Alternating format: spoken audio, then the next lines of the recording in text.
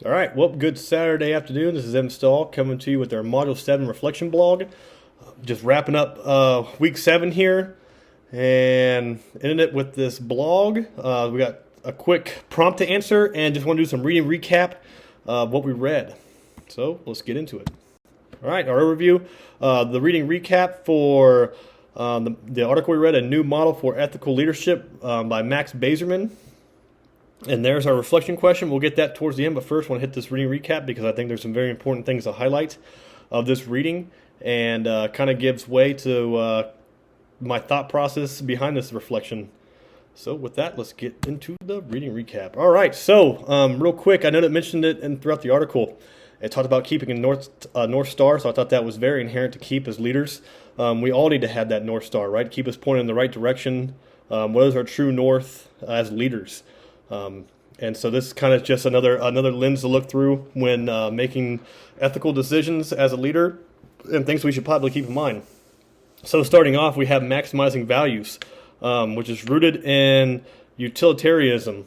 So what does that mean? So utilitarianism is a philosophy concept. Basically, in a nutshell, it is making choices as leaders, ethical choices and decisions that is for the whole. And then when I say the whole, for the larger, the greater good. Not maybe just yourself or maybe a select few inside of an organization, but you're making a decision for the whole organization. Or as leaders, say a political side of it, even though I don't like to get that much into that, you're never going to please everybody, and I would say it's almost impossible to do that. So, but what decision are you making that's based off your morals, your values, and aligns with the values and morals of others that is good for the greater good, not, like I said, not just more for yourself or someone else. So, and that kind of just bleeds in right to that second point there, how decisions can create the most value for society, right? Like I said, I want to revert back to, we want to get out of that mindset of just making decisions for ourselves and make sacrifices. Sometimes that comes with a large sacrifice, and you have to make that decision for the greater good. Moving on, overcoming barriers. I know we've hit on this throughout the course, and I kind of allude back to when we talked about biases and things like that. That can be a barrier, especially when it comes to the veil of ignorance, which we'll get here to a second. But bounded rationale, bleeding into the options versus individual evaluating. So different ways we can kind of overcome those barriers. Instead of evaluating choices one by one or just by individuality, we do it with options. We weigh all the options all together. We look at the broader picture, what we're trying to get after, and that kind of helps eliminate some of those barriers that you might run into. And when that kind of like ties into veil of ignorance, for example, let's take a hiring process. If you were to remove photos, names, gender, kind of those things that make us biased just as a natural human thing. Having biases isn't bad. It's a natural thing that humans have. But how do we eliminate those so we make the best decision for an organization and for society as a whole based off the criteria we're looking for, not things that we want? That's why I think veil of ignorance is a very important thing, and I think is a thing that maybe we should look more into as leaders and use. So yeah, it's a very important thing.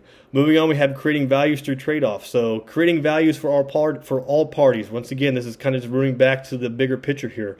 We're not making decisions and things off of just what we want. We need to make sure we keep in mind the organization and the people of the organization as a whole, and just keeping that in mind.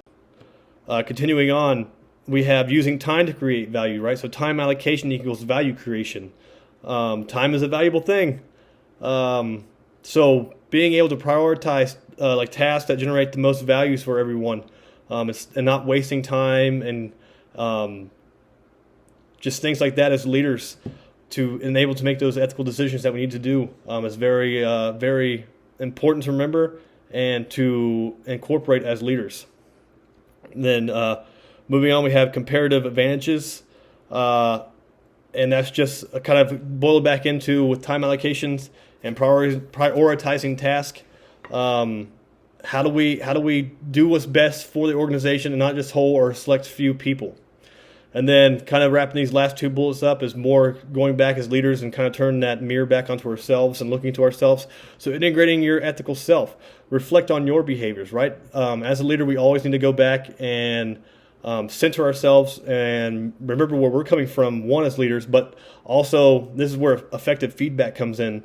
It kind of opens your eyes to the blind sides that you didn't have when you had that feedback. So getting that and knowing and understanding where you're missing the mark as a leader is very important. That helps you, like I said, helps you recenter yourself as a leader, and helps you go back to those barriers we were talking about earlier and overcoming them and moving forward as a whole member for an organization and not just something for yourself or a select few of your people. Increasing your impact as a leader. Remember, leaders lead, so leaders influence is a huge thing. So what you see and what you do, people are watching. People are watching at all times. They see if you're doing the right thing, they're going to do the right thing. I'd say as a leader, as a bare minimum for a leader, you need to set expectations. But when you set those expectations, you make sure that you're following them as well, because your followers will be the first one to call you out if they see you not doing that. I've seen it time and time again, especially in the military. The people who talk the talk but can't walk the walk. Not to be cliche, but it is true as an important thing to remember. Setting the example, right? And that's just kind of something that's all back up again. Being the leader that the organization needs and has to have in order to succeed.